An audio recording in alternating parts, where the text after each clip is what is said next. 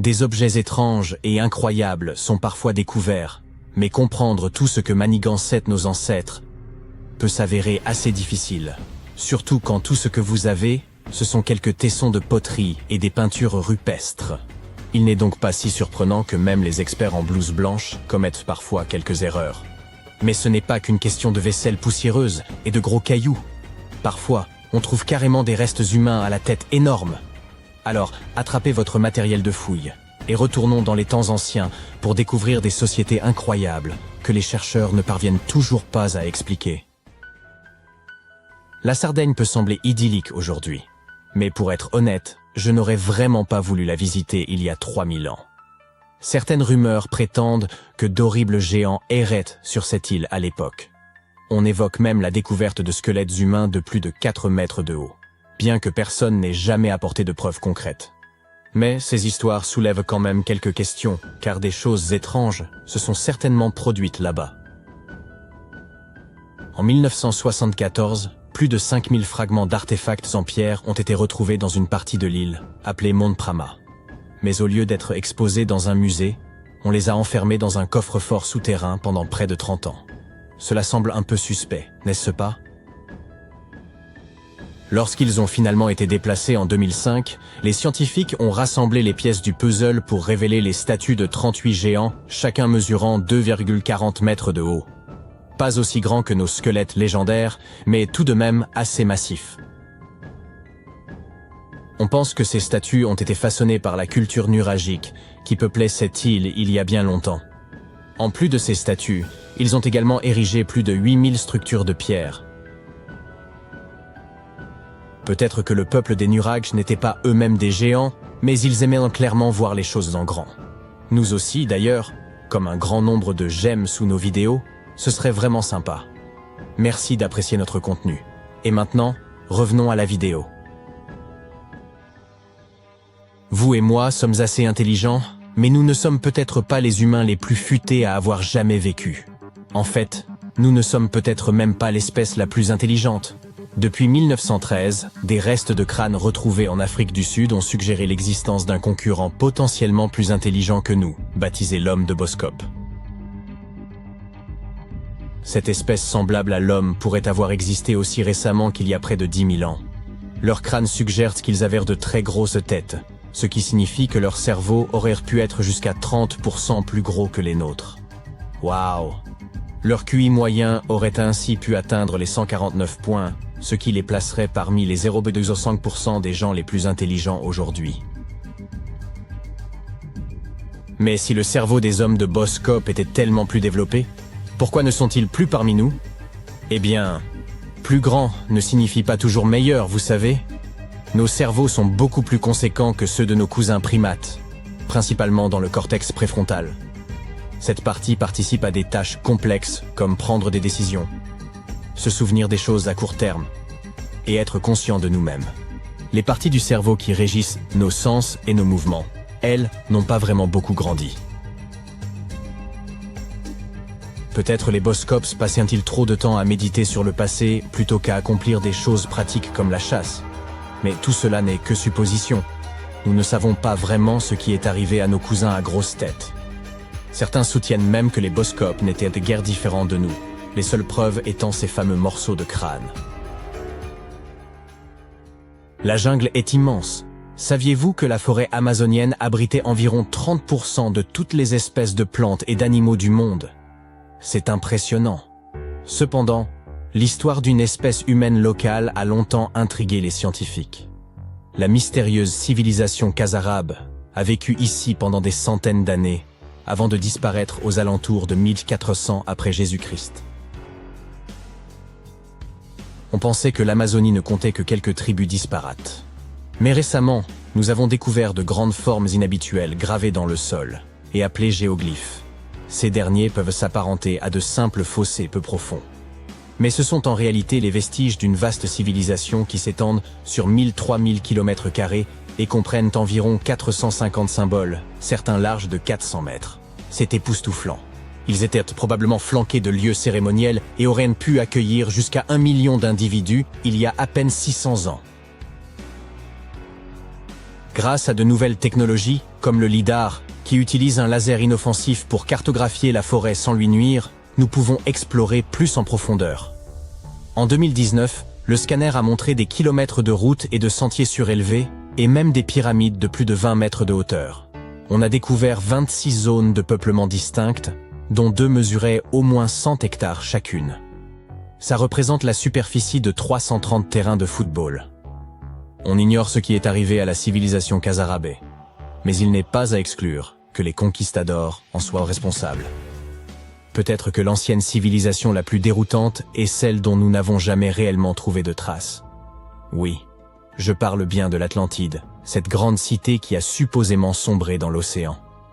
Les premières mentions de l'Atlantide nous viennent du philosophe grec Platon, qui évoquait une grande cité proche du détroit de Gibraltar. Mais pendant des siècles, tout le monde a simplement pensé que Platon l'avait imaginé de toutes pièces, comme une version idéalisée de son Athènes natale.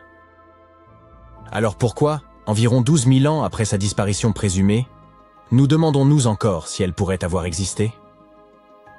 Eh bien, au XIXe siècle, Ignatius Donnelly, un membre du Congrès américain, a écrit un livre donnant 13 raisons pour lesquelles il pensait que l'Atlantide était plus qu'un simple mythe. Puis, en 1965, certaines personnes ont cru avoir réellement retrouvé l'Atlantide en découvrant la structure de Richa, un dôme géologique massif de 40 km de diamètre en Mauritanie. Il est si grand que l'on ne peut en observer l'ensemble que depuis l'espace. 2 astronautes survolant le désert du Sahara ont repéré cet œil gigantesque qui les regardait en retour et ont pensé qu'il s'agissait là d'une découverte majeure. Hélas, il n'y a aucune preuve tangible qui connecte cette structure à l'Atlantide. On pense qu'elle se serait formée à partir d'une activité volcanique il y a environ 100 millions d'années. Mais cela semble un peu trop pratique, n'est-ce pas? Malheureusement, nous ne sommes pas plus proches de connaître la vérité. Imaginez-vous retourner à environ 3300 avant Jésus-Christ et vous retrouver en Asie du Sud. Laissez-moi vous présenter la civilisation harapéenne. Ces gens étaient très en avance sur leur temps. Ils occupèrent des cités comme Harappa et Mohenjo-Daro, dotées de maisons en briques, de systèmes d'égouts sophistiqués et même de bains publics. Cet endroit aurait pu abriter plus de 5 millions d'individus, ce qui en ferait l'une des régions les plus densément peuplées de son temps. Ils avaient également inventé un système de poids standardisé qui était incroyablement utile aux négociants. Et ils pratiquaient le commerce. Leurs contacts s'étendaient jusqu'au Moyen-Orient grâce à leur maîtrise de la métallurgie. Ils avaient même développé le pendant antique des grandes marques. Des sceaux étaient utilisés pour marquer l'argile de leurs marchandises. En dépit de leurs avancées et de leur prospérité, leur langue et leur alphabet restent entourés de mystères. Nous avons des fragments de leur écriture, mais personne n'est encore parvenu à les déchiffrer, même avec toute la technologie dont nous disposons aujourd'hui. Nous ne savons toujours pas exactement comment fonctionnait leur société. Il semble qu'ils n'étaient pas aussi préoccupés par leur statut social que d'autres civilisations. Pas de grands palais ou de monuments grandioses. Au lieu de cela, leur plus grande structure aurait été des greniers, ce qui était sûrement plus pratique. Malheureusement, toutes les bonnes choses ont une fin. Autour de 1800 avant Jésus-Christ, cette civilisation florissante a commencé à décliner, peut-être en raison de changements dans les cours d'eau. Alors que leur environnement changeait de face, les Harapéens ont fait leurs valises et se sont dirigés vers des terres plus hospitalières. Avez-vous déjà entendu parler du Minotaure? La bête à tête de taureau et au corps d'homme, pourchassant les valeureux aventuriers dans un dédale sans fin.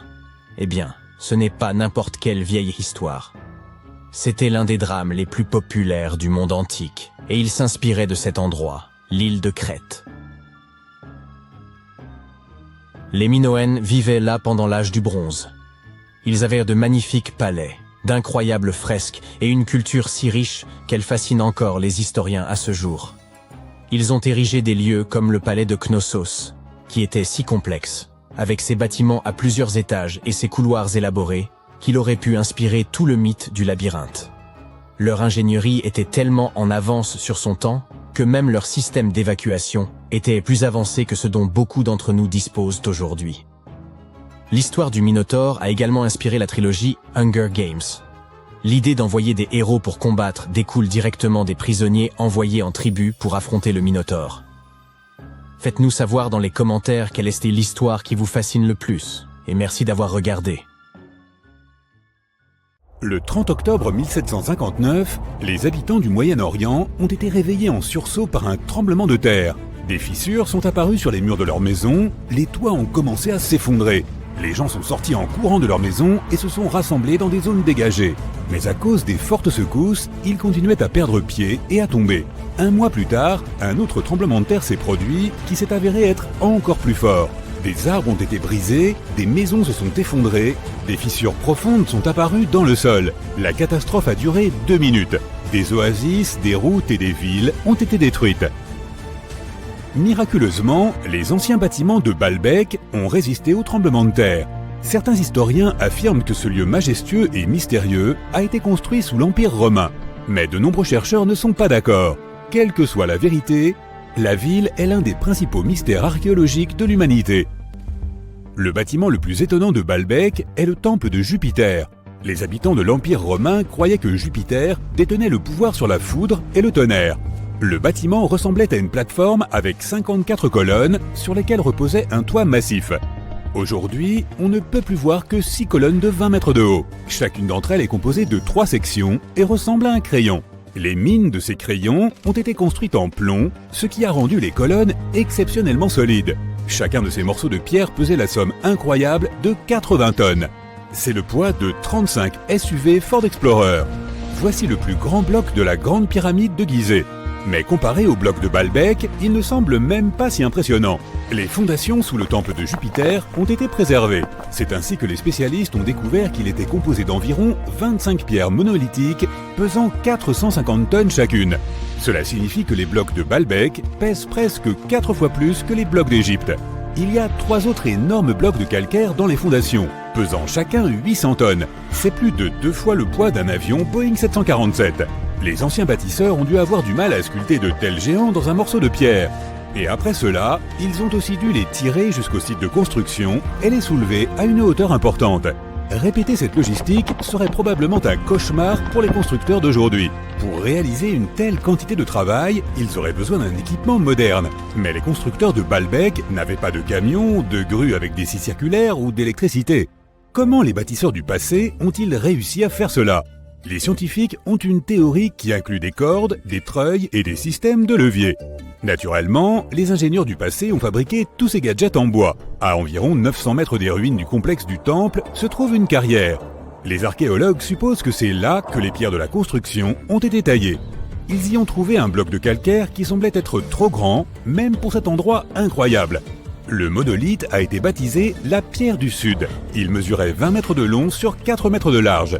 Les anciens bâtisseurs n'ont pas eu le temps de le séparer complètement de sa roche-mère. Un groupe de scientifiques autrichiens a estimé que ce morceau de calcaire pesait plus de 1000 tonnes, soit l'équivalent de 3 avions Boeing ou 160 éléphants d'Afrique. Une autre surprise attendait les archéologues près de la pierre du Sud. C'était un deuxième monolithe pesant plus de 1200 tonnes. Mais les anciens bâtisseurs ne se sont pas arrêtés là. Ils ont continué à travailler. En 2014, dans la même carrière, des archéologues allemands ont déterré un bloc qui pesait 1650 tonnes. Personne n'a encore compris pourquoi les bâtisseurs du passé avaient eu besoin d'un morceau de pierre qui pesait autant que 125 bus scolaires. On ne sait pas non plus comment ils comptaient déplacer ce colosse et pourquoi ils n'ont pas terminé le travail. Quoi qu'il en soit, ce troisième monolithe est le plus grand morceau de pierre transformé de l'histoire de l'humanité. Il y a à ce jour plus de questions que de réponses. Certains chercheurs pensent que les anciens bâtisseurs avaient des équipements de pointe. D'autres ne le pensent pas, mais sont impatients de comprendre comment les bâtisseurs ont réussi à déplacer ces pierres. Il y a un grand nombre de bâtiments et d'artefacts anciens dans le monde. Beaucoup d'entre eux rendent encore les chercheurs perplexes. Près de la pyramide de Djeser, en Égypte, les archéologues ont découvert un réseau de tunnels. Cet endroit s'appelle le Sérapéum. Il contient 24 sarcophages pesant de 70 à 100 tonnes. Les boîtes géantes ont été sculptées dans un seul morceau de granit et recouverts de lourds couvercles. Les sarcophages sont parfaitement symétriques. Au toucher, leurs parois sont aussi lisses que du verre. Même avec notre niveau actuel de technologie, c'est très difficile à réaliser. Mais les anciens Égyptiens ont réussi cet exploit. La coupe de Lycurgue est un artefact inestimable et un exemple de nanotechnologie ancienne. Elle est faite d'un verre qui peut changer de couleur. Si tu mets une source de lumière devant la coupe, elle devient verte. Si la lumière est derrière la coupe, elle devient rouge foncé. Dans ce cas, la figure du roi grec Lycurgue devient violet pâle. Les scientifiques n'ont compris comment ce changement de couleur fonctionnait qu'à la fin du XXe siècle. Grâce au microscope, ils ont détecté des nanoparticules d'argent, d'or et de cuivre. Elles avaient été ajoutées à la matrice de verre. Grâce à cela, tu peux observer un changement de couleur appelé dichroïsme. Fait intéressant, l'or et l'argent ont été broyés en fine poussière. C'est presque impossible à réaliser par accident. Très probablement, les anciens experts savaient parfaitement ce qu'ils faisaient. En Bolivie se trouve un curieux endroit appelé Pumapunku. On dirait que d'anciens géants y ont joué avec un énorme jeu de construction. Et après le jeu, ils ont oublié de remettre les pièces dans la boîte. Mais il n'y avait pas plus de géants autrefois qu'aujourd'hui. Ces énormes blocs de pierre ont simplement été sculptés par d'anciens bâtisseurs, il y a plus de 1500 ans. Certaines des pierres pèsent 100 tonnes. Les blocs ont été apportés à une altitude de près de 3900 mètres depuis la carrière située à 95 km du site de construction. Il n'y a pas de forêt dans cette zone, ce qui signifie que les bâtisseurs n'ont pas pu utiliser d'arbres pour fabriquer des rondins de bois. Le monument appartient à la civilisation Inca, or les scientifiques sont sûrs qu'elle n'avait aucun usage pour la roue. En 1992, les habitants d'un village chinois ont décidé de drainer un étang. Leurs ancêtres l'utilisaient pour laver le linge et attraper des poissons depuis des centaines d'années. Ils ont pompé l'eau sans relâche pendant 17 jours. Au fond du réservoir, ils ont fait une découverte inattendue. Les villageois ont vu l'entrée d'une grotte qui descendait à une profondeur de 30 mètres. Cette incroyable découverte a été baptisée les grottes de Longyu. Des bâtisseurs inconnus avaient creusé des galeries de 30 000 mètres carrés. On y trouve des pièces séparées, des ponts, des bassins et des colonnes qui soutiennent le plafond. Les murs de la grotte sont couverts d'étranges lignes et motifs sculptés. Les scientifiques n'ont pas trouvé d'informations sur l'identité de ceux qui ont creusé les grottes, ni sur la raison pour laquelle ils l'ont fait. La technologie de construction reste également un mystère. Antonio Stradivari a vécu en Italie au XVIIIe siècle. Il crée des instruments de musique. Plus de 600 de ses œuvres ont survécu jusqu'à aujourd'hui. 500 d'entre elles sont des violons. L'un de ces instruments a été vendu aux enchères pour 16 millions de dollars. Les violons fabriqués par ce maître ont un son clair et profond. Les chercheurs n'arrivent pas à comprendre pourquoi les instruments de Stradivarius produisent des sons si uniques. Peut-être est-ce dû au vernis que le maître a utilisé pour recouvrir les violons. La réponse se trouve peut-être aussi dans le bois dont sont faits les instruments. À l'époque, l'Europe avait un climat froid. À cause de cela, le bois est devenu plus dense, et les instruments qui en étaient faits avaient un son particulièrement agréable à l'oreille. Dans la ville indienne de Delhi, il y a un pilier de 7 mètres de haut. Il pèse 6 tonnes et demie et est composé à 98% de fer forgé. Le pilier, vieux de 1600 ans, ne présente aucun signe de rouille ni de dégradation. Les scientifiques pensent que si le monument est si bien conservé, c'est grâce au climat sec et à la composition chimique du métal qui l'a rendu résistante à la corrosion. Et pourtant, les chercheurs ne savent pas comment les forgerons ont réussi à fabriquer un pilier en fer qui ne craigne pas la rouille. Cela semble être un exploit difficile, même pour les métallurgistes modernes. Le rocher Al-Nasla est divisé en deux parties par une fente parfaitement droite. Chaque bloc rocheux repose sur un petit piédestal. Certaines personnes pensent que c'est la preuve d'une ancienne technologie laser. Mais les géologues pensent que la fente est apparue en raison du déplacement du sol ou des vibrations naturelles qui se sont produites sous la roche. Ce processus a conduit à l'apparition de la fissure. Elle s'est agrandie pendant des milliers d'années et progressivement, le monument naturel a pris la forme que l'on peut observer aujourd'hui. Imagine que tu puisses passer une semaine entière à creuser dans le sol, à chercher des ruines et à prendre des photos des sites archéologiques les plus fantastiques du monde. Serais-tu prêt à le faire? Alors mets ta loupe dans ta valise et allons creuser un peu. Quand on est à Rome, on vit comme les Romains.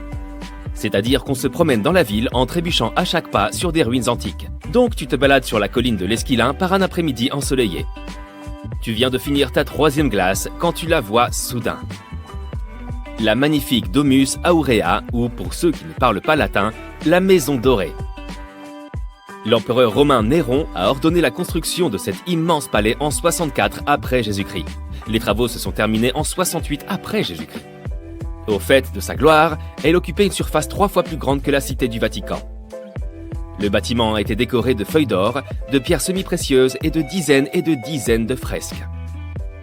Le palais comptait plus de 300 pièces, dont certaines donnaient sur un magnifique vignoble et un bois bruissant d'animaux. Il contenait aussi une énorme statue de 30 mètres de haut de Néron lui-même. La salle octogonale était la plus grande construction du palais. À l'origine, c'était une salle de banquet, avec des cascades tout le long des murs du fond. La salle tournait autour de son axe jour et nuit, tandis que d'en haut tombaient constamment des pétales. Les successeurs de Néron ont dépouillé tout le palais de ses matériaux. Aujourd'hui, les touristes peuvent visiter la structure principale et, bien sûr, la salle octogonale. Elle a été excavée et tu la reconnaîtras facilement même avec ses murs dénudés. Après avoir traversé la moitié du globe en avion, nous voilà au cœur de la jungle cambodgienne. Heureusement que tu as apporté ton spray insecticide. Les moustiques deviennent littéralement fous dans ce climat tropical. Cachée au milieu de la forêt se trouve la ville d'Angkor. C'était la capitale de l'Empire Khmer entre le 9e et le 15e siècle. Pour info, le mot Angkor signifie capitale en langue khmer. La ville était l'une des plus grandes du monde à l'époque pré-industrielle. Les chercheurs affirment que près d'1 million de personnes y vivaient. Aujourd'hui, Angkor attire des visiteurs du monde entier en raison de son architecture étonnante. Tu reconnaîtras le style khmer à l'utilisation d'énormes blocs de grès. Au centre du complexe se trouve le temple Bayon. Il est décoré de 216 visages souriants qui, selon les scientifiques, sont censés ressembler aux fondateurs de l'empire d'Angkor. Ils pensent que les tours étaient autrefois décorées d'or, mais aujourd'hui, le site est un labyrinthe de temples couverts de lianes. La ville a été abandonnée en 1431 et n'a été redécouverte que dans les années 1840. En 1992, elle a été inscrite au patrimoine mondial de l'UNESCO. Les États-Unis ne sont pas nécessairement synonymes de ruines, mais en voici une. Dans l'état montagneux du Colorado, se trouve l'ancien lieu de résidence des Anasazi. Dans tout le parc national de Mesa Verde, on trouve plus de 600 habitations, construites sur les falaises par les Anasazi dans les années 1190. Le Cliff Palace comptait à lui seul plus de 150 pièces. C'était un bâtiment à plusieurs étages fait de grès et de mortier de boue. Pour arriver à la maison du balcon, les visiteurs doivent grimper une échelle de 10 mètres. De là, tu pourras voir un village de taille moyenne, composé de 38 pièces et de 2 kivas. Les kivas sont des chambres traditionnelles construites par les Anasazi à des fins cérémonielles. En 1300, les Anasazi ont cessé de vivre dans la région de Mesa Verde. Heureusement, le site est maintenant ouvert aux visites. Si tu aimes les paysages aux couleurs de terre cuite, tu es au bon endroit. La ville de Petra est une merveille du monde antique. Située dans le désert de Jordanie, la ville était un haut centre commercial au IVe siècle avant Jésus-Christ. Les Nabatéens, un peuple arabe ancien, vivaient dans la ville rose et ont prospéré pendant de nombreuses années, accumulant une grande quantité de richesses. Ils ont inventé un système innovant pour que l'eau y circule et ont ainsi rendu la région habitable. La structure, en forme de porte sculptée dans la roche, est célèbre. On la surnomme le trésor du pharaon. Elle se trouve à l'entrée principale du site et on dit qu'un trésor caché se trouve en dessous. Au début des années 2000, le site a été nommé l'une des 7 nouvelles merveilles du monde. Très loin de cet endroit, au Guatemala, se trouvent d'anciennes ruines mayas. La cité perdue de Tikal est un site composé de 12 000 édifices, les vestiges de la capitale de l'ancien empire maya. Elle est comparable en importance à Londres ou à New York. L'Acropole Nord est le plus ancien complexe de monuments de Tikal. Construit par la seule main de l'homme en 750 avant Jésus-Christ, il servait de lieu de repos aux dignitaires et aux rois. À l'époque, les temples en forme de pyramide étaient peints d'un magnifique rouge. Les Mayas adoraient cette couleur. Aujourd'hui, bien sûr, tout est couleur de calcaire. Les archéologues ignorent la raison de la chute de Tikal. Est-ce la sécheresse qui l'a causée, une maladie ou quelque chose de complètement différent? Sur la rive gauche du Tigre se trouve une ancienne ruine étrange, une grande arche abîmée. Elle appartenait à une ville appelée Ctésiphon, le joyau de l'Empire perse pendant plus de 800 ans. La ville abritait un palais extravagant, doté d'une mosaïque de verre, de tapis ornés de joyaux et de beaucoup de marbre. D'ailleurs, pourquoi les rois semblent-ils tant adorer le marbre? L'Arche faisait partie du complexe du palais impérial. Jusqu'à l'époque moderne, c'était la plus grande voûte autoportante construite par l'homme. Tu remarqueras qu'il n'y a aucun pilier pour la soutenir. En raison de son immense richesse, la ville était constamment la cible d'autres empires, jusqu'à ce qu'elle finisse par tomber. Tu as envie de découvrir d'autres ruines mayas? Chichén Itzá est un site archéologique dont les pyramides sont les mieux préservées de la planète. Située dans l'état du Yucatan au Mexique, cette cité maya a plus de 1500 ans. À son apogée, elle abritait 35 000 personnes. Le site compte un total de 26 ruines à découvrir. Le point culminant est El Castillo, un énorme temple qui se dresse à 24 mètres au-dessus du sol. Sa caractéristique la plus singulière est qu'il comporte 91 marches sur chacun de ses 4 côtés. En comptant la plateforme supérieure, cela fait 365 marches, soit le nombre de jours de l'année solaire. La plus ancienne cité perdue de cette liste remonte à la période néolithique. C'est à ce moment-là que nous, les êtres humains, avons commencé à pratiquer l'agriculture pour la première fois, au lieu de vivre selon un mode de vie entièrement nomade basé sur la chasse et la cueillette. Dans l'archipel des Orcades, au large de l'Écosse, se trouve un site préhistorique connu sous le nom de Skara Brae. Grâce à d'excellents travaux de restauration, le site est très bien conservé. Tu peux voir des habitations préhistoriques avec des foyers, des meubles en pierre et même des toilettes primitives. Les chercheurs ont aussi trouvé des symboles runiques sur le site, ce qui signifie qu'il est possible qu'ils se soient essayés à une forme d'écriture. Ah, la Grèce. Quelqu'un veut de la feta? Nous voilà arrivés au cœur des cœurs de l'archéologie. Mais aujourd'hui, nous explorerons un site en particulier, le colosse de Rhodes. Aussi connu sous le nom de géant de bronze, il était l'une des 7 merveilles du monde antique. Se dressant dans le port de la ville grecque de Rhodes au IIIe siècle avant Jésus-Christ. On dit que le colosse mesurait 32 mètres de haut. On pense aussi que la statue a été construite avec l'aide de 900 chameaux. Malheureusement, elle n'est restée debout que pendant une 60aine d'années. Un tremblement de terre dévastateur l'a réduite en miettes, si bien qu'en visitant les lieux, les visiteurs ne découvraient plus qu'un pied géant. Maintenant, il n'y a plus rien à l'endroit où se trouvait la statue. On trouve un grand nombre de murs en ruine de par le monde. Et pour notre dernière visite de la journée, c'est exactement de cela dont il va s'agir. Tout au nord de l'Angleterre se trouve la ruine du mur d'Adrien. L'empereur romain a fait construire ce mur afin de séparer son empire des peuples de Calédonie.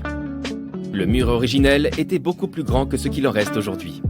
Mais les ruines sont tout de même assez impressionnantes. Elles consistent en une structure qui s'étend sur 117 km d'une côte à l'autre.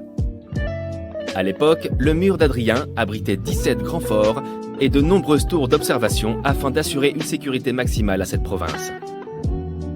Le mur est tombé dans l'oubli lorsque les Romains ont déserté l'île de Bretagne au début du 5e siècle. Les gens ont commencé à le dépouiller pour construire des églises, des fermes et même des maisons. Aujourd'hui, si tu décides de visiter les ruines, tu ne verras que des fragments d'environ 1 mètre de haut.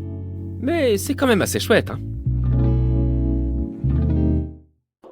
Tu aimes les émotions et le plaisir que procurent des jeux de société comme le Monopoly ou le Tabou? Mais à quoi jouaient les gens il y a des centaines d'années? Étonnamment, certains des jeux d'autrefois sont encore joués aujourd'hui et tu peux te procurer leur version moderne. Dis-nous lequel est ton préféré à la fin de la vidéo. Commençons par l'un des plus anciens jeux de société au monde. Le jeu Royal Dur, également appelé jeu des 20 carrés, a été inventé il y a environ 4600 ans dans l'ancienne Mésopotamie. Le jeu a été redécouvert lorsque des fouilles ont commencé dans les années 1920 dans le cimetière royal d'Ur, sur le territoire actuel de l'Irak. N'étant pas réservé aux membres de la famille royale, des personnes de toutes les classes sociales appréciaient ce jeu de stratégie à 2 joueurs. Il a été populaire dans tout le Moyen-Orient, mais sa renommée s'est étendue à d'autres régions du monde, comme le Sri Lanka. Mais comment y joue-t-on? Le principe est en fait similaire à celui du backgammon. Les joueurs s'affrontent pour faire passer tous leurs pions d'une partie à l'autre du plateau. Pour gagner, il fallait certes avoir une stratégie, mais aussi de la chance. Outre le divertissement qu'il procurait, ce jeu avait une importance particulière en ce qui concerne la divination. On croyait que les événements du jeu reflétaient l'avenir du joueur. Selon cette croyance, le jeu transmettait des messages de divinité ou d'êtres surnaturels à travers les mouvements des cases centrales. Comment se fait-il que les gens aient cessé d'y jouer? En réalité, le jeu a évolué avec le temps, puis il a été remplacé par d'autres. Le Senet est un jeu de société de l'Égypte ancienne datant d'environ 3100 avant notre ère. L'objectif est d'éliminer toutes les pièces du plateau. Chaque joueur a 4 ou 5 pions de couleur et utilise des bâtons de scénette comme dés. Les joueurs jouent à tour de rôle. Il existe des règles spéciales sur la manière et le moment où tu peux déplacer tes pièces. Par exemple, si tu lances les bâtons et que tu en obtiens un face visible, tu peux te déplacer d'une case, mais tu bénéficies également d'un tour supplémentaire. Les archéologues ont découvert des boîtes de scénette dans les tombes des anciens Égyptiens. Les Égyptiens croyaient en une vie après la mort, et le mot scénette signifie passage. C'est pourquoi le jeu était également associé au voyage vers l'autre rive. Plus qu'un jeu, c'était donc une sorte de symbole de la lutte pour atteindre l'éternité. Le jeu était pratiqué et apprécié par Toutankhamon et la reine Néfertari. Ce n'est un secret pour personne que les Égyptiens de l'Antiquité aimaient les fêtes. Si tu avais été invité à un festin organisé par une personne de la classe supérieure, tu aurais vu des musiciens, des jongleurs et des lutteurs attendant de te divertir. Tu aurais aussi probablement aperçu des personnes jouant aux scénettes. Sur le plateau de jeu original, tu aurais vu des carrés décorés de hiéroglyphes représentant des règles supplémentaires du jeu. Certains modèles de nos répliques modernes comportent aussi de tels hiéroglyphes. Jusqu'à présent, on a vu des jeux à 2 joueurs. Voyons maintenant un jeu amusant à 4 joueurs. Le Mahjong a vu le jour sous la dynastie Qing en Chine. Mais le record du monde de la partie la plus longue, établi en 2012 lorsque le jeu a duré 33 heures, n'appartient pas aux Chinois. En revanche, la plus grande fête du Mahjong s'est bel et bien déroulée en Chine. 2380 personnes ont joué en même temps. Le but de ce jeu est de former des combinaisons de tuiles pour obtenir des points. Le joueur ayant obtenu le plus grand nombre de points sera le vainqueur. Il doit former un mahjong. Les tuiles sont traditionnellement décorées de caractères chinois, de branches de bambou et de points. Il existe aussi des tuiles spéciales qui arborent des symboles tels que des dragons et des fleurs et qui ont des fonctions différentes. Le mahjong ressemble au jeu de cartes appelé Rumi. Il est devenu populaire dans les pays occidentaux au XIXe siècle. Aujourd'hui, on trouve différentes versions du jeu dans le monde entier et en ligne. Passons maintenant à l'Inde. Le Kridapatram est un jeu de cartes ancien dont les cartes rondes sont fabriquées à la main à partir de pièces de tissu. Elles sont décorées de représentations du Ramayana et du Mahabharata, les plus grandes épopées de l'Inde, qui ont grandement influencé le mode de pensée et le système de croyance de la région. Le jeu était pratiqué dans les cours royales, mais on pense qu'il a ensuite aussi été joué par des personnes d'autres classes sociales. Avant le début de la partie, un joueur rassemble les cartes et les mélange pour en rendre l'ordre aléatoire. Retournons dans l'Égypte ancienne, mais cette fois nous allons nous intéresser à un jeu qui peut se jouer jusqu'à 6 joueurs. Le Mehen tire son nom d'une divinité serpentine. Il a été pratiqué entre 3100 et 2300 avant notre ère. Il s'agit d'un jeu de société en forme de serpent enroulé dont le corps est divisé en petites zones rectangulaires. Donc oui, c'est un jeu du serpent, mais pas tout à fait le même que celui de Nokia. Les égyptologues affirment que ce jeu est une sorte de mystère, car ses règles et son système de points restent inexpliqués. Ce qu'ils savent, c'est que le jeu se jouait avec des jetons sphériques. Les joueurs partaient de la queue du serpent et se dirigeaient vers la tête qui se trouvait au milieu. Ils devaient faire la course pour atteindre le centre. Des pièces de jeu supplémentaires en forme de lion ajoutaient un peu de piment à la compétition. Les joueurs devaient manœuvrer stratégiquement leurs pions pour former des configurations spéciales appelées blocus. En cours de jeu, les joueurs avaient la possibilité d'accélérer le processus par des glissades et des sauts. Ce jeu a des similitudes avec le Senet dont on a déjà parlé. Là aussi, les joueurs avaient des bâtons à lancer sur la table, mais au lieu d'avoir 2 couleurs, ils avaient un côté plat et un côté arrondi. Ladus Latrum Coolorum, alias Latrones, est un jeu de société à 2 joueurs de l'Empire romain. Le principe du jeu, qui se jouait sur des grilles, était de tester les prouesses militaires des joueurs. Les règles précises restent un mystère, bien que de nombreux chercheurs aient travaillé sur des reconstitutions de Latrones. Parmi les multiples interprétations des règles, une explication est largement acceptée. Elle suggère que les joueurs déplaçaient leurs pièces dans toutes les directions afin d'entourer et d'isoler les pièces de l'adversaire avec les leurs. Les jetons capturés étaient ensuite éloignés du plateau. Ce jeu ressemble aux échecs ou aux dames en termes de règles, mais il s'agit davantage de tactiques militaires. Heureusement, le célèbre poète romain Ovide a mentionné ce jeu dans ses poèmes, et on a pu en apprendre certaines règles grâce à ses poèmes. Ovide était peut-être un amateur de soirées-jeux. Un autre jeu de stratégie de l'Empire romain est le jeu du moulin. Ce jeu de société longtemps oublié a été redécouvert en 2018 lors de fouilles. Son origine remonte à 1400 avant notre ère. Dans ce jeu, les rivaux contrôlent leurs armées composées de 9 pions. Chaque pion représente différentes qualités sur le terrain de jeu en forme de grille. Si ton adversaire ne peut pas former de moulin ou perd tous ses pions sauf 2, tu remportes la partie.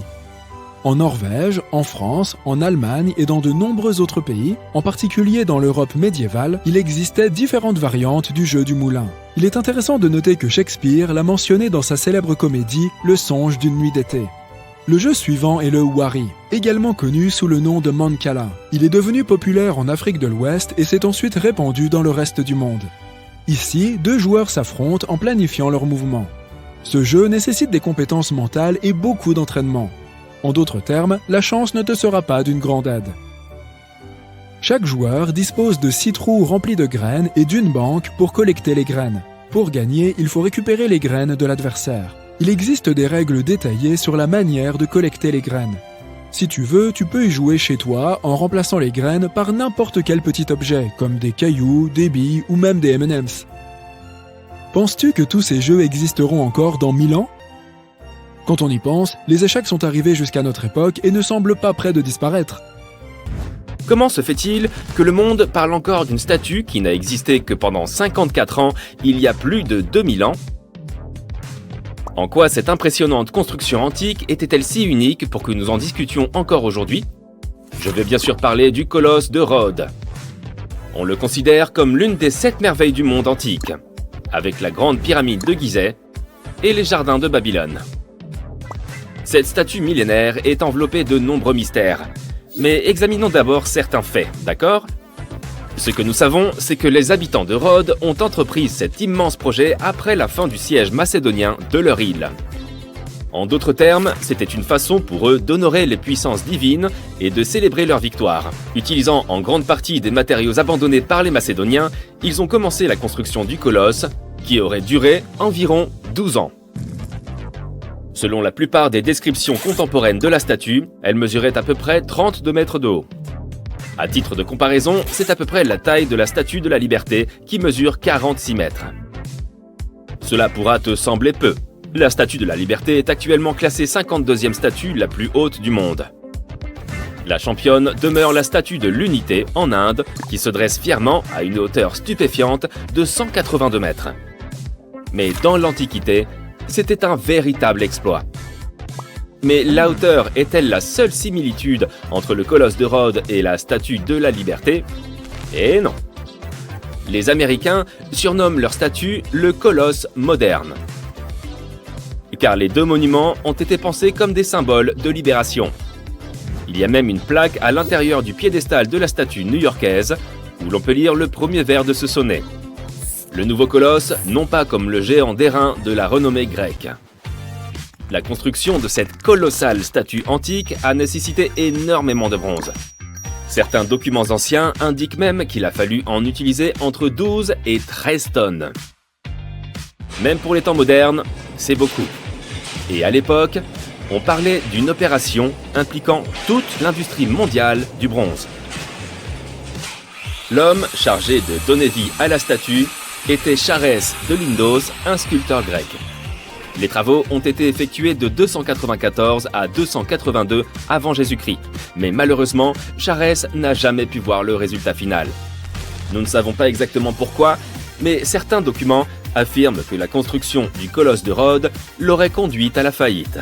Il n'aurait pas su estimer correctement le coût nécessaire à l'érection de l'imposant monument. Cependant, nous ne savons toujours pas avec certitude comment il leur a été possible de construire une statue aussi grande à l'époque. Ils n'avaient aucun des équipements dont nous disposons aujourd'hui, comme les excavatrices et les ascenseurs. D'après certains documents, il leur a fallu inventer une méthode totalement nouvelle. Tout a été fabriqué sur place, pièce après pièce. Apparemment, ils auraient divisé la statue en plusieurs sections, et commencé par les pieds. Une fois chaque partie terminée, d'énormes monticules de terre étaient placés tout autour afin que les ouvriers puissent travailler sur la section suivante. Cependant, ces informations ont été recueillies plus de 100 ans après la construction du colosse. Il est donc possible de douter de leur exactitude. Pendant ces 12 années, les Rhodiens ont travaillé sans répit. Ils ont d'abord posé une base de marbre blanc avant d'y placer les pieds de la statue. Ensuite, ils ont fabriqué une sorte de squelette de fer, auquel les plaques de bronze sont venues s'ajouter. Mais pourquoi avoir choisi le bronze? Pour des raisons pratiques. En fait, le bronze était plus résistant que le fer, et donc mieux à même de faire face à des conditions climatiques extrêmes. De plus, si l'on y réfléchit bien, la statue était située assez près de la mer. Donc l'air devait être assez salé. Voilà pourquoi il leur fallait utiliser un matériau très robuste. Quel était son emplacement exact? Ça, c'est une chose qui fait l'objet de débats depuis très longtemps. Les chercheurs pensaient initialement que la statue se tenait debout avec une jambe de chaque côté du port de Mandraki. L'un des nombreux ports de la cité de Rhodes, en gros, elle chevauchait en quelque sorte l'entrée de l'île. Aussi magnifique que cela puisse paraître, il est fort probable que ce ne soit là qu'une légende. Tout d'abord, il aurait fallu pour cela fermer le port pendant toute la durée de la construction, ce qui ne semble pas correspondre à ce que l'on trouve dans la plupart des documents. De plus, lors de sa chute, la statue serait venue complètement bloquer le port, ce qui, encore une fois, ne semble être mentionné nulle part. Selon les représentations les plus récentes, le colosse se trouvait très probablement sur le côté est du port de Mandraki, ou peut-être même plus loin dans les terres. Alors, qu'est-il arrivé à cette impressionnante structure? N'en reste-t-il vraiment rien aujourd'hui? Et pourquoi n'a-t-elle tenu que 54 ans alors qu'il a fallu si longtemps pour la construire et qu'elle était si importante pour les habitants? C'est simple, un tremblement de terre a causé la chute du colosse de Rhodes, tant admiré des Grecs de l'époque. On raconte qu'en raison du séisme, la statue s'est brisée au niveau des genoux et s'est retrouvée couchée sur le sol. Néanmoins, on a continué à venir l'admirer pendant des siècles. Les habitants de Rhodes ne voulaient pas reconstruire le monument car ils considéraient sa chute comme un signe du destin. Au milieu du 7e siècle, ce qui restait de la statue a fini d'être déblayé. D'après la légende, il aurait fallu près de 900 chameaux pour transporter tout ce bronze effondré. Et à quoi ressemblait donc la statue? Cela aussi est entouré de mystères. Le colosse était un symbole de la fierté et de l'indépendance des habitants de l'île. Mais son image ne figurait pas sur la monnaie locale, bien qu'une telle chose soit courante à l'époque. Certains historiens de l'art pensent cependant que le colosse avait des similitudes avec d'autres représentations du même personnage mythique, une figure masculine avec des rayons de lumière autour de la tête. La position de ses mains est encore sujette à débat. Certains disent même qu'il est possible qu'il ait tenu une torche. Nous ne savons pas non plus si ses bras étaient positionnés le long de son corps ou si sa main droite était levée, comme c'est le cas dans de nombreuses représentations mythologiques de l'Antiquité grecque. Nous ne pouvons pas non plus admirer l'original, mais certaines personnes ont le projet de reconstruire le colosse. Un groupe d'architectes européens entend construire une version 21e siècle de l'ancienne statue. Cette nouvelle construction doit s'élever à une hauteur de 152 mètres. Elle servira de centre culturel et de phare. Pour s'assurer qu'elle ne finisse pas comme son ancêtre, les concepteurs ont l'intention d'utiliser toutes les technologies disponibles aujourd'hui. Tout d'abord, ils prévoient de recouvrir tout l'extérieur de ce colosse moderne de panneaux solaires, afin que l'énorme monument dispose de suffisamment d'électricité. Ils comptent aussi utiliser les techniques les plus modernes pour que les tremblements de terre et les tempêtes n'affectent pas, comme ce fut le cas autrefois, l'impressionnante structure. Pour ce faire, ils construiront donc la statue selon une configuration en trépied. Aux 2 pieds viendra s'ajouter un pilier de soutien caché dans une écharpe, allant du bras de la statue jusqu'au sol. Ils prévoient également de placer un lourd support en acier autour de la base afin de faire contrepoids à l'ensemble. Ils ont même pensé à un système de suspension qui permettrait à la statue de se balancer d'avant en arrière, la rendant ainsi un peu plus flexible et par suite capable de résister aux diverses conditions météorologiques. Les coûts de ce projet sont cependant assez élevés. Environ 283 millions de dollars. Les partisans du colosse moderne sont optimistes, car ils sont certains de pouvoir réunir cette somme impressionnante grâce au financement participatif et aux investissements privés.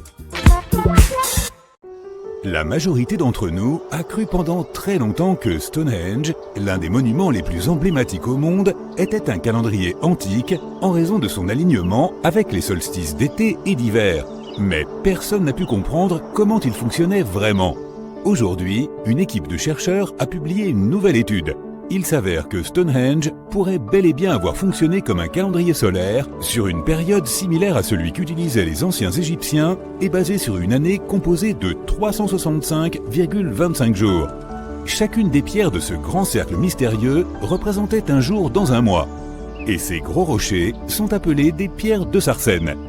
Il s'agit en fait d'un calendrier perpétuel où les gens pouvaient suivre chaque coucher de soleil du solstice d'hiver. De cette façon, les gens qui vivaient près de Stonehenge, lequel se trouve encore aujourd'hui dans le Wiltshire au Royaume-Uni, pouvaient suivre les jours et les mois de l'année. On comprend désormais ce mystérieux système de calendrier, grâce à cette intéressante découverte faite en 2020. L'équipe a identifié la provenance de 50 des 52 pierres de Sarsène qui composent le cercle de pierres emblématique. Ils ont analysé la composition chimique de ces pierres et ont retracé leurs origines à la forêt de Westwoods, dans le Wiltshire, qui se trouve à environ 24 km du monument. Non seulement ces 50 pierres proviennent de la même source, mais elles ont également été placées à leur emplacement actuel à peu près au même moment. Elles forment le cercle extérieur de Stonehenge, ainsi qu'un anneau intérieur en forme de fer à cheval. Près du centre du monument, il y a des roches plus petites appelées pierres bleues. L'équipe a retracé les origines des pierres bleues jusqu'au pays de Galles. Ils ont également découvert que les roches de Sarsène avaient une composition chimique commune. Plus de 99% de silice avec des traces de fer, d'aluminium et de calcium. Deux pierres de Sarsène étaient toutefois différentes l'une de l'autre et de l'amas principal. Les pierres de Sarsène ont été disposées en 3 formations différentes à Stonehenge. 30 d'entre elles ont formé cet énorme cercle de pierres qui domine le monument. 4 pierres de position se sont retrouvées en formation rectangulaire à l'extérieur du cercle, tandis que les autres, situées à l'intérieur du cercle, ont été disposées en 5 trilithes. Également connu sous le nom de dolmen, un trilithe est formé de 2 pierres verticales avec un linteau horizontal au sommet. 30, 5 et 4 sont des chiffres assez intéressants dans ce système de calendrier. Les 30 menhirs qui sont répartis autour de l'anneau principal pourraient représenter les jours du mois. Si tu multiplies ce chiffre par 12, tu obtiens 360. Et si tu ajoutes 5, qui est le nombre de trilithes centraux, le résultat est 365. Et pour vraiment ajuster le calendrier, afin qu'il corresponde à une année solaire, il faut ajouter un jour bissextile supplémentaire tous les 4 ans. L'équipe pense que les anciens utilisaient justement les 4 pierres de position pour cela. Dans ce système, ils marquaient les solstices d'été et d'hiver chaque année avec la même paire de pierres. Les anciens ont commencé à construire Stonehenge il y a environ 5000 ans, et il leur a fallu plus de 1000 ans pour terminer le travail. Mais le Stonehenge que l'on peut voir aujourd'hui n'est pas la version complète et originale du début. Beaucoup de ces anciennes pierres bleues et de ces blocs de Sarsène ont été cassés ou emportés. La structure entière a également changé au fil du temps, car de nombreuses générations, 180 pour être précis, se sont succédées depuis le début de Stonehenge et elles ont participé à sa construction et à sa reconstruction. Les gens ont créé Stonehenge en 4 étapes. Ils ont d'abord construit une enceinte circulaire qui s'étendait sur 100 mètres de diamètre et entourait 56 fosses. Un haut talus flanque le fossé de l'enceinte, tandis qu'il y a un talus bas à l'extérieur. Certaines théories disent même que cette partie était une sorte de cimetière communal. Plus tard, dans la deuxième phase, les bâtisseurs ont ajouté un fer à cheval de trilithes en Sarsène. Lors de la troisième étape, ils ont construit une avenue cérémoniale de près de 3 km de long. Elle suivait probablement le chemin des pierres bleues qui ont été déplacées des premiers trous d'Aubraye aux trous Q et R, un double arc dans lequel ces pierres bleues ont été disposées. À ce stade, les bâtisseurs ont également réorganisé les pierres d'entrée et recoupé le fossé de l'enceinte principale. Lors de la quatrième étape, les pierres ont été cassées et les bâtisseurs ont gravé des sculptures dans le Sarsène. Plus tard, les pierres bleues ont été à nouveau modifiées. Les bâtisseurs n'ont laissé aucune trace écrite de la façon dont ils ont réussi à traîner ces lourdes pierres jusqu'au site et à les faire tenir si parfaitement droites. Mais selon certaines théories, leur technique était davantage liée au travail du bois qu'à la maçonnerie. Ils ont réalisé des trous de mortaise et des tenons saillants pour rassembler les pierres et ont utilisé des joints à rainures et languettes pour ce faire. Lorsqu'ils ont creusé le trou pour les pierres, ils ont placé des poteaux en bois à l'arrière du trou qui ont servi de support. Puis, ils ont mis la pierre en position et l'ont hissée vers le haut avec des cordes. Ils ont tassé des gravats dans le trou pour s'assurer que la pierre reste en place. Une société agricole pré-industrielle a donc assemblé ce monument fascinant en utilisant uniquement des outils en pierre et en os. La roue n'avait même pas encore été inventée. Cette formation inhabituelle est aussi connue sous le nom de roche sonnante. Les pierres que tu peux voir à Stonehenge ont des propriétés acoustiques assez étranges. Lorsque tu les frappes, elles produisent un fort bruit de gong. Cela pourrait être l'une des raisons pour lesquelles les gens ont pris la peine de les transporter sur une si longue distance en premier lieu. Dans certaines cultures anciennes, les gens croyaient que ces roches avaient des pouvoirs de guérison. C'est un endroit très populaire qui attire plus d'1 million de visiteurs par an. Lorsqu'il a été ouvert au public pour la première fois, les visiteurs étaient autorisés à se promener parmi les pierres. Ils pouvaient même grimper dessus car il n'y avait aucune restriction. Jusqu'à la fin du 19e siècle, les visiteurs écaillaient régulièrement des morceaux de la roche pour les rapporter chez eux en souvenir. Ils gravaient également leurs initiales dans les pierres. Ils campaient à l'intérieur du cercle et y dressaient des feux de camp, sans se rendre compte que cela pouvait sérieusement compromettre la stabilité de l'ensemble du monument. Au fil du temps, il y a eu de plus en plus de restrictions, jusqu'à ce que le monument soit finalement interdit d'accès en 1997 à cause de la grave érosion des pierres. Cela signifie que si tu veux le visiter, tu ne peux le voir que de loin, à moins que tu ne payes un supplément pour la visite du cercle de pierre qui ne peut être organisé qu'en dehors des heures de visite normales. À l'origine, Stonehenge avait 2 entrées qui menaient à l'enceinte. Il y en avait une large au nord-est et une autre un peu plus étroite située du côté sud. Si tu l'observes aujourd'hui, tu peux voir qu'il y a beaucoup plus d'espace entre les pierres. C'est surtout à cause des traces, faites par la suite, qui traversaient autrefois le monument. Le sol à l'intérieur de Stonehenge a été gravement perturbé, et pas seulement à cause des visiteurs creusant des fosses à feu. Un groupe de personnes a creusé un grand et profond trou dans le cercle de pierre au XVIIe siècle parce qu'il cherchait un trésor. Puis il y a eu Charles Darwin qui a aussi fait des fouilles parce qu'il étudiait les vers de terre de la région. Il voulait savoir comment ces vers pouvaient avoir un impact sur les objets dans le sol au fil du temps. Il a observé comment une pierre tombée là s'était enfoncée plus profondément dans le sol et a réalisé que cela se produisait à cause des activités de ces minuscules créatures qui barattaient le sol en permanence. En 1963, une théorie a circulé selon laquelle Stonehenge avait été construit comme une sorte d'ordinateur qui prédisait les éclipses solaires et lunaires. Plus tard, certains ont suggéré qu'il avait en fait été construit comme un monument aux ancêtres décédés. Selon cette théorie, la permanence de ces pierres représentait la vie éternelle après la mort. Un bloc de sarcène moyen pèse 25 tonnes, tandis que le plus gros pèse environ 30 tonnes. Si tu veux te faire une idée de la taille réelle de ces pierres, tu peux aller derrière le centre des visiteurs, dans la galerie extérieure, pour voir une réplique de roche de sarcène. C'est une copie conforme d'un menhir de l'un des trilithes qui se trouve dans le fer à cheval intérieur du monument. Il y a 5 maisons néolithiques à Stonehenge, si l'on se base sur les traces archéologiques réelles d'habitation trouvées dans cette zone. Chacune d'entre elles avait des murs construits avec des pieux et un sol en craie. Certaines avaient même des meubles. On a aussi découvert beaucoup de détritus, ce qui signifie que les gens de cette région organisaient des célébrations et des festins. Des recherches ont montré que les gens ont vécu dans ces maisons pendant 50 à 100 ans, vers 4500 ans avant Jésus-Christ, ce qui correspond à l'époque où les bâtisseurs ont apporté les roches de sarcène à Stonehenge.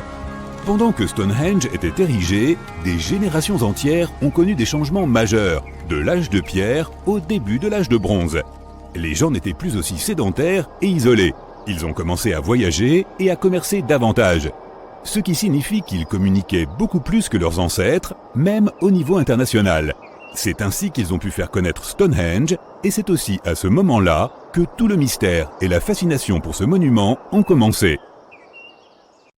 As-tu déjà entendu parler de Göbekli Tepe? C'est un site ancien en Turquie qui a littéralement fait réécrire les livres d'histoire par les historiens. Il y a plus de 11 000 ans, un groupe d'hommes préhistoriques a créé ce chef-d'œuvre énigmatique qui serait même plus ancien que Stonehenge. Avant sa découverte, les archéologues croyaient que les gens ne connaissaient pas encore le fer et n'étaient pas bien doués pour faire de la poterie. Ils étaient convaincus que la vie sédentaire n'avait émergé qu'avec le besoin d'agriculture. Mais Göbekli Tepe a déjoué cette croyance. Ce lieu a révélé que c'était le temple qui avait ouvert la voie à une vie sédentaire, et non pas un mode de vie agraire. Jusqu'à cette découverte, les chercheurs pensaient que c'était l'agriculture qui avait été le catalyseur de la vie sédentaire. Voici le professeur Schmidt, l'homme dont les découvertes ont bouleversé cette théorie. Il a réussi à prouver que des communautés de chasseurs-cueilleurs avaient posé les toutes premières fondations de ce mode de vie. Retour dans les années 60, d'autres archéologues ont visité la région, mais ils ont totalement manqué le coche.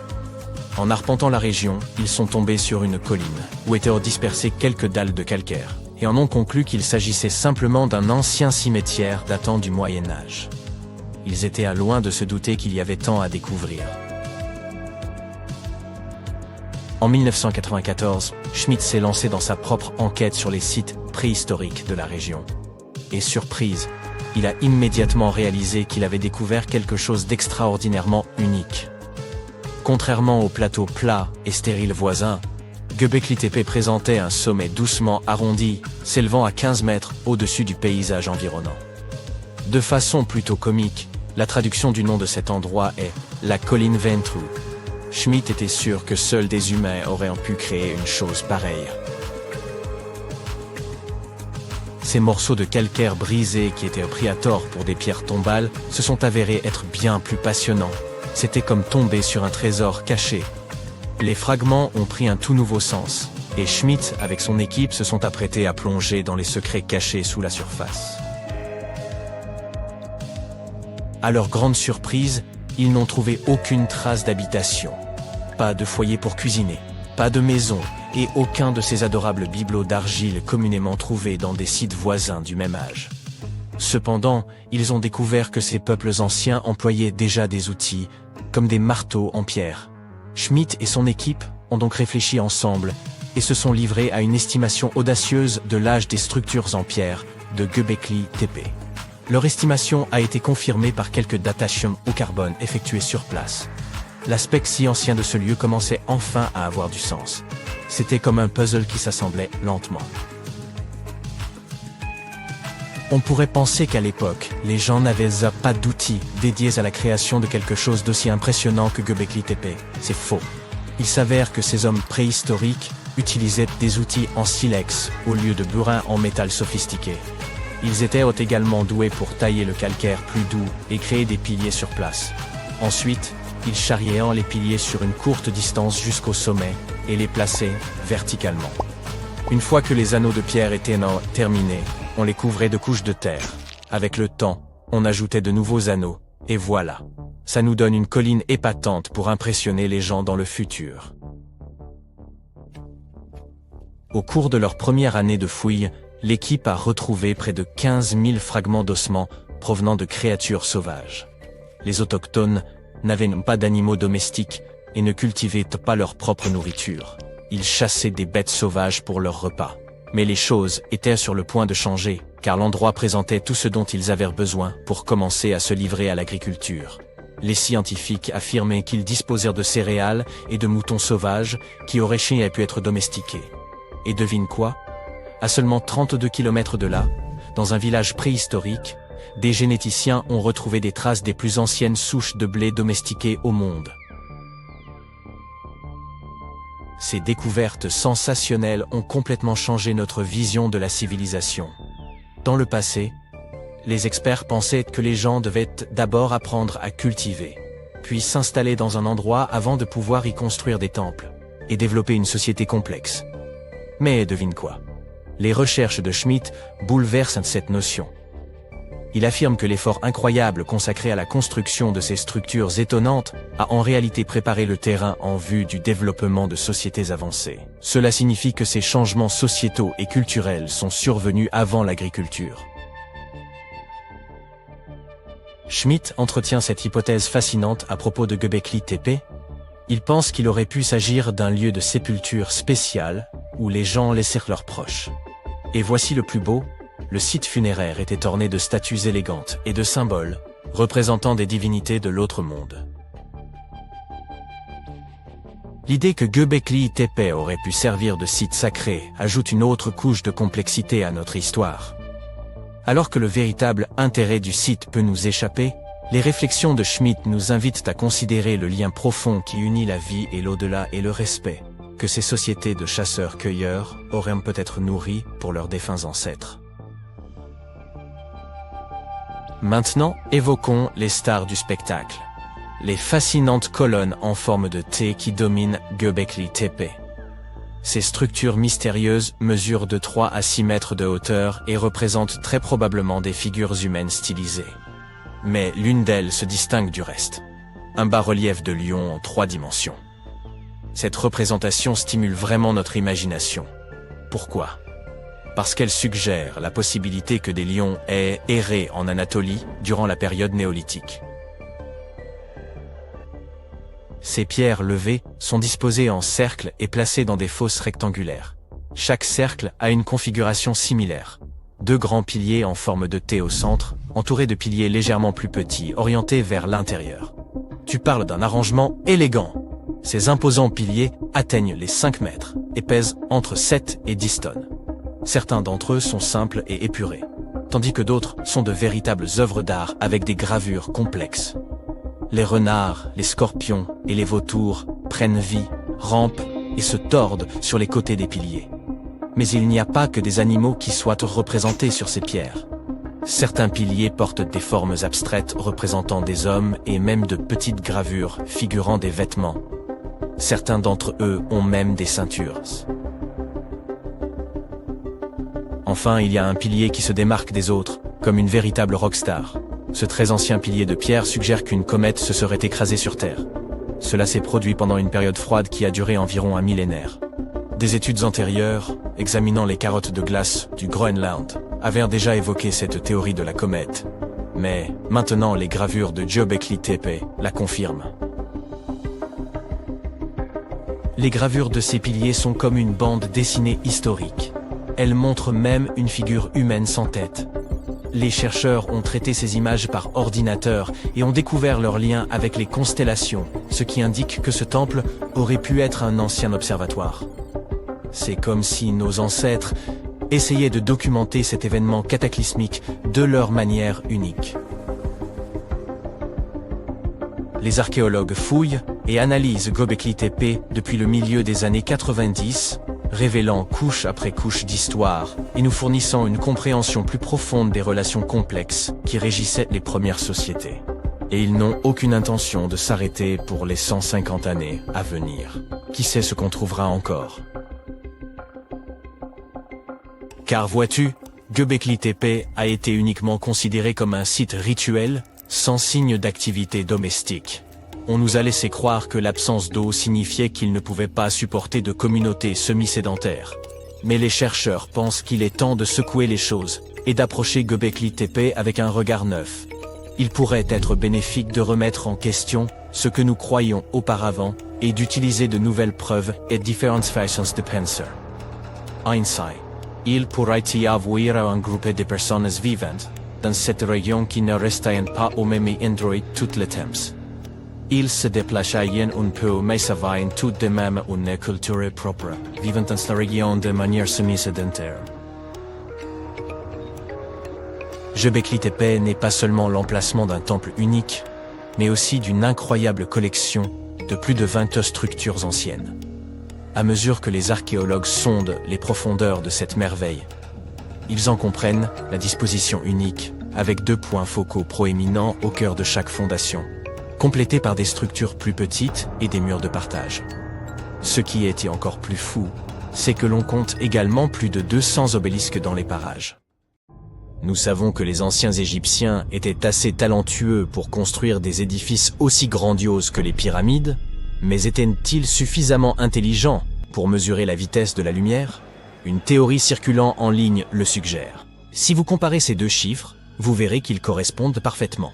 Le premier est la vitesse de la lumière dans le vide en mètres par seconde, et le second est la latitude de la grande pyramide de Gizeh.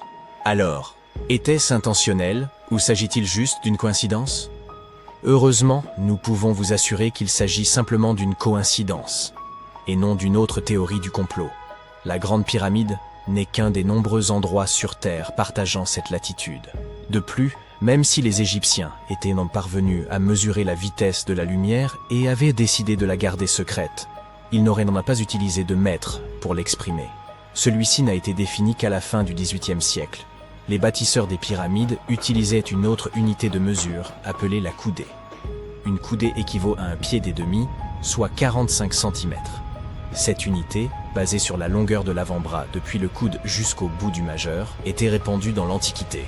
Ainsi, s'ils avaient voulu épater tout le monde en positionnant leurs pyramides à une latitude correspondant à la vitesse de la lumière en coudée, ils auraient dû construire leurs édifices emblématiques quelque part en Europe. Par ailleurs, l'astronome danois Ole Rømer, qui a mesuré pour la première fois la vitesse de la lumière en 1676, aurait été bien contrarié de découvrir que quelqu'un l'avait fait des siècles avant lui. Bien que les Égyptiens aient été en avance sur leur temps à bien des égards, ils n'ont jamais mesuré la vitesse de la lumière, ni employé de coordonnées de latitude et de longitude pour leur construction. La base de la grande pyramide de Gizeh peut sembler être un carré parfait, mais il s'agit en réalité d'une structure à 8 côtés, et non 4. Chacun de ces 4 côtés présente une légère indentation concave qui les divise uniformément de la base au sommet. La version officielle voudrait qu'un pilote britannique du nom de Groves ait été le premier à le remarquer en 1940, lorsqu'il survolait la pyramide. Il a pris une photographie montrant les ombres qui soulignaient ces indentations.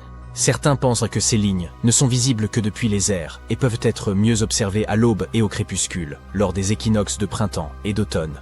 Cela a conduit à une étrange théorie selon laquelle les anciens Égyptiens auraient pu concevoir ces pyramides pour communiquer avec des visiteurs célestes. La pyramide de Khéops est l'une des 3 seules pyramides qui possédaient autrefois une porte pivotante.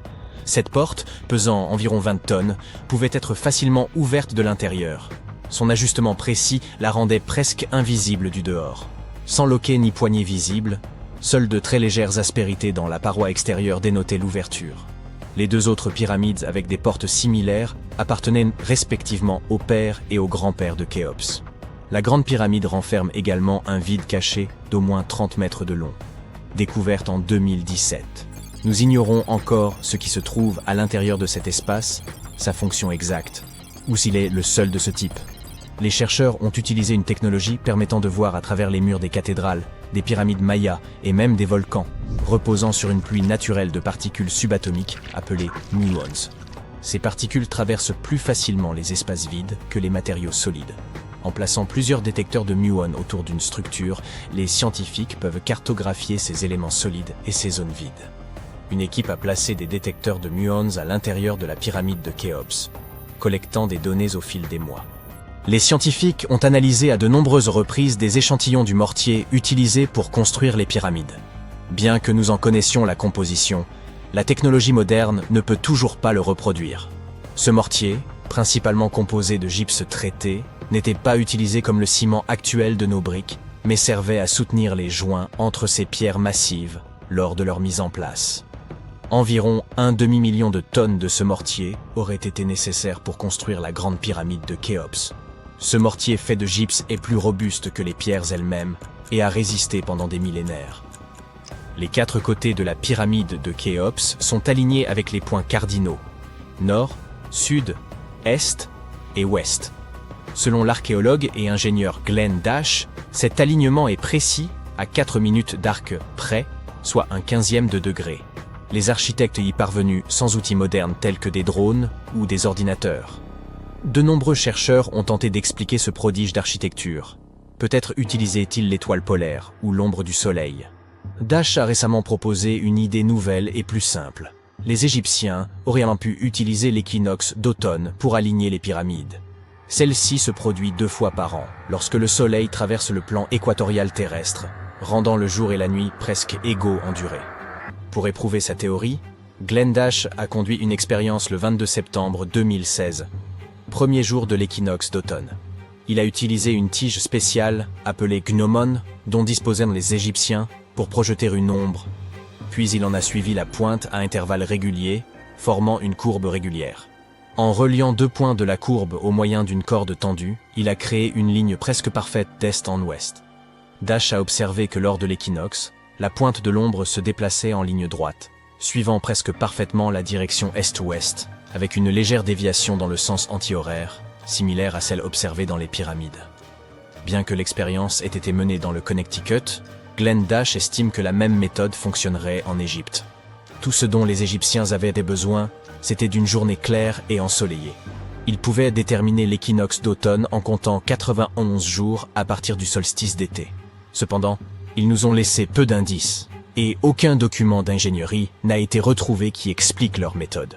Ainsi, bien qu'ils aient pu utiliser des ombres pour se repérer, rien n'est moins certain.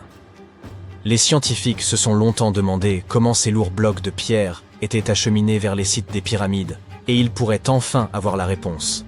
Une équipe chercheur de l'Université de Caroline du Nord à Wilmington a découvert que 31 pyramides avaient probablement été construites le long d'un ancien bras du Nil. Ce bras est maintenant enseveli sous le désert et les terres agricoles. Pendant des années, les archéologues ont pensé que les anciens Égyptiens devaient utiliser une voie d'eau à proximité pour transporter les matériaux, les équipements, les personnes et tout ce dont ils avaient besoin pour construire les pyramides. Mais jusqu'à présent, ils n'étaient pas certains de l'emplacement, de la forme, de la taille ou de la proximité de cette voie d'eau par rapport au site de construction. L'équipe de recherche a utilisé l'imagerie radar par satellite, des cartes historiques, la prospection géophysique et des carottages de sédiments pour cartographier cette branche du fleuve.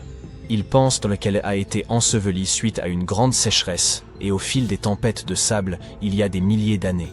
L'équipe est parvenue à plonger sous la surface sablonneuse et à obtenir des images de certaines caractéristiques cachées grâce à la technologie radar. Ils ont découvert des rivières cachées et des structures anciennes situées au pied des collines où se trouvent la plupart des pyramides égyptiennes. La découverte de cette branche fluviale disparue aide à expliquer la forte densité de pyramides entre Gizeh et Licht, dans ce qui est à présent une zone inhospitalière du Sahara. L'Égypte n'est pas le pays qui compte le plus grand nombre de pyramides au monde. Ce titre revient à son voisin méridional, le Soudan, qui en possède entre 200 et 255, comparé aux modestes 138 pyramides d'Égypte. Ces pyramides soudanaises ont été construites par les habitants du royaume de Kouch, une ancienne civilisation qui régnait sur les terres en amont du Nil il y a plusieurs siècles. Ils ont commencé à ériger des pyramides environ 500 ans après que les Égyptiens aient cessé de le faire. Bien que leurs pyramides soient beaucoup plus petites que celles d'Égypte, de 6 à 30 mètres, contre 138 mètres pour celles de Khéops, elles ont été construites dans des buts similaires. Les archéologues continuent de travailler pour comprendre comment les pyramides soudanaises ont été construites, combien de temps il a fallu pour les achever, et ce qu'il est advenu de cette civilisation. Vous vous promenez dans la rue. Vous apercevez une boutique d'antiquités au l'aspect étrange et appelée « Les trésors intemporels de Monsieur Sympa ». Vous êtes curieux, alors vous y entrez. Vous regardez toutes ces choses bizarres. Soudain, un vieux rouleau de parchemin attire votre attention. C'est une carte du monde. Mais quelque chose ne va pas. Au lieu de montrer les pays tels que vous les connaissez, elle indique l'emplacement de civilisations mythiques perdues et de leur monde. Monsieur Sympa, le propriétaire de la boutique, arrive à vos côtés après avoir réalisé votre trouble. Cette carte ne vous permettra sûrement pas de retrouver ces lieux, mais je peux vous raconter les légendes qui les entourent si vous le souhaitez, déclare-t-il. Permettez-moi de commencer par l'Atlantide. Vous pourriez la connaître comme étant le royaume sous-marin d'Aquaman, mais en réalité, l'île fictive de l'Atlantide a été introduite pour la première fois dans 2 des œuvres de Platon. D'après lui, Atlantis était une civilisation hautement avancée et qui aurait existé environ 9000 ans avant son propre temps. Son histoire aurait été transmise par les poètes, philosophes et autres dramaturges.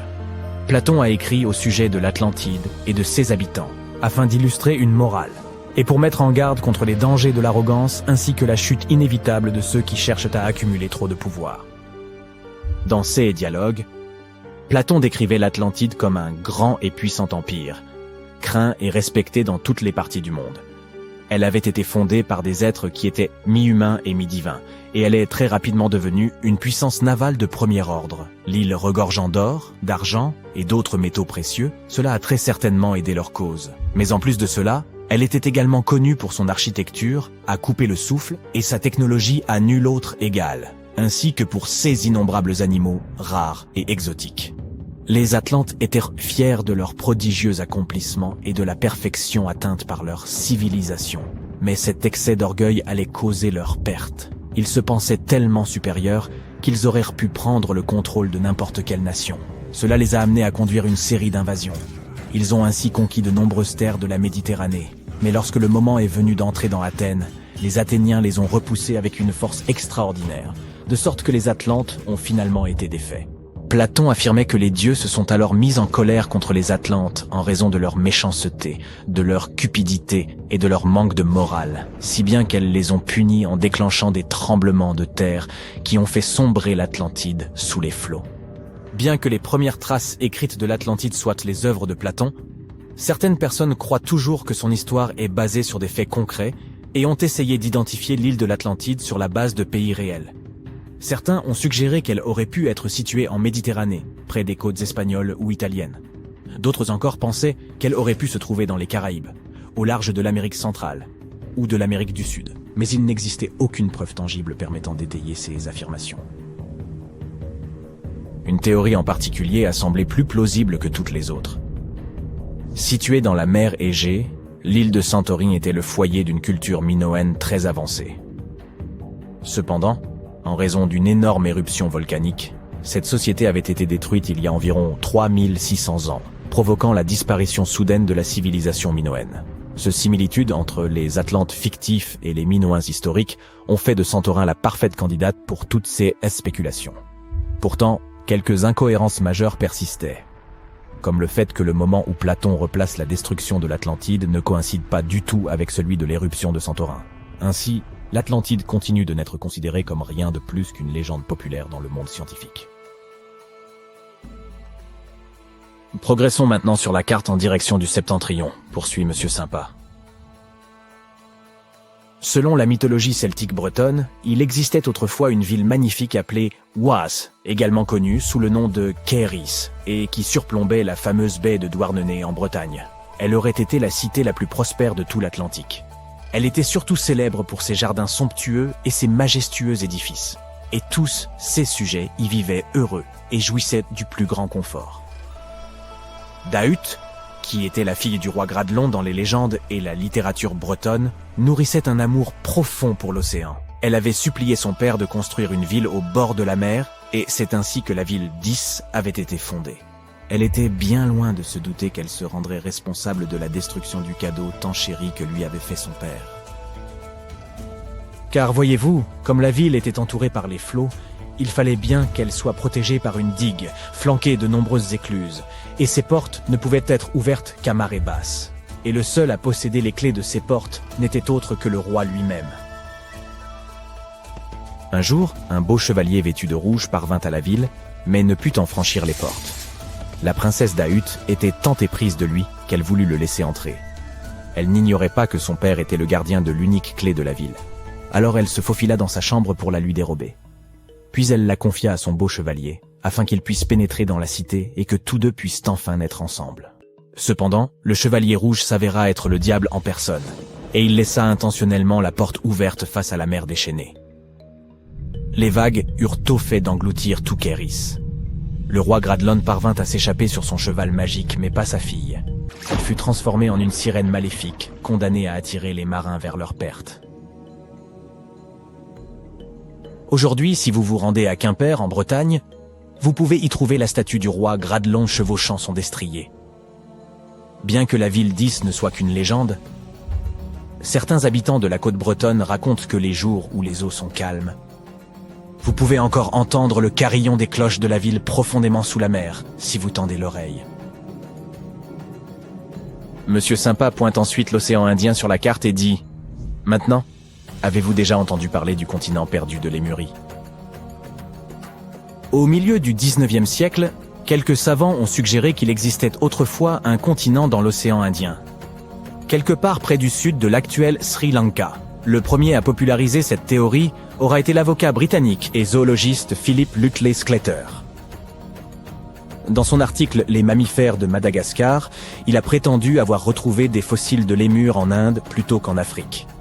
Cependant, cette découverte était proprement bouleversante pour lui, eu égard au fait que la terre d'origine des lémurs, Madagascar, se trouvait beaucoup plus proche de l'Afrique. Il a donc avancé que tout cela n'était possible que si un continent plus grand avait un jour connecté les deux. Il a suggéré que ce continent avait dû finalement sombrer au fond de l'océan. Il l'a ensuite baptisé la Lémurie, et ainsi est née cette théorie. Les chercheurs qui ont succédé à Sclater ont poussé sa théorie un peu plus loin, en avançant que la Lémurie aurait aussi été le foyer d'une race éteinte d'humains, appelés les Lémuriens, lesquels avaient 4 bras et d'énormes corps, et étaient également les ancêtres des humains modernes, ainsi que des petits lémures contemporains. Bien entendu, au fur et à mesure que de nouvelles découvertes scientifiques ont été faites sur la tectonique des plaques, l'évolution des espèces et l'étude de l'ADN, les théories concernant le continent fictif de Lémurie ont été réfutées. La dernière terre de légende sur notre carte est Agartha, annonce Monsieur Sympa. Prenant ses racines dans le mysticisme oriental, une légende raconte qu'il existerait un royaume répondant au nom d'Agartha, et qui se trouverait profondément enfoui sous la surface de la Terre. C'est là que les 4 coins du monde seraient reliés par des chemins et des tunnels. On murmure qu'il existerait une entrée secrète vers Agartha, cachée dans le désert de Gobi, et qu'elle aurait été construite par les Agarthiens eux-mêmes en utilisant une technologie si avancée qu'elle ne pourrait pas être détectée par nous autres, les gens de la surface. Selon certaines croyances, Agartha existerait pour contrebalancer l'énergie du monde du dessus.